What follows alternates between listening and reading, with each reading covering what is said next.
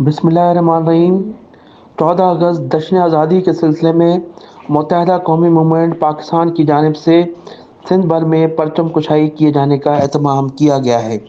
اس سلسلے کی ابتدائی تقریب کا اہتمام کراچی کے علاقے گارڈن ویسٹ سے کیا گیا۔ اس موقع پر رابطہ کمیٹی کے اراکین رضا زیدی، سعد بن جعفر، خالد سلطان، شاہد علی، جوائنٹ انچارج عتیق علی سمیت محمد شفیع، ٹاؤن انچارج اور ممتاز قانون دان جناب محفوظ یار خان بھی موجود تھے۔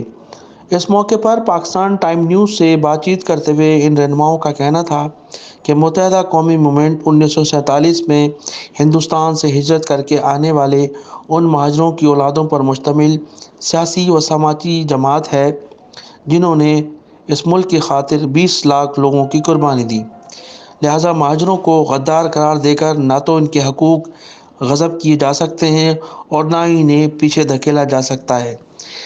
انہوں نے کہا کہ مستقبل میں ہونے والے انتخابات میں ہم ماضی کی طرح بھرپور فتوحات حاصل کر کے اپنے حقوق حاصل کر کے رہیں گے۔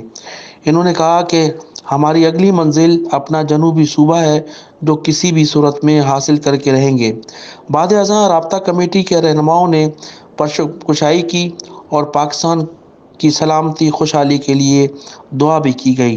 ان رہنماؤں نے بتایا کہ متحدہ قومی موومنٹ 14 اگست کو پورے ملک میں آزادی کا جشن منائے گی اور اس موقع پر شجر کاری مہم میں بھی حصہ لیں گے۔ رپورٹر محمد عمران اویس خان، کیمرہ مین کے ساتھ، پاکستان ٹائم نیوز۔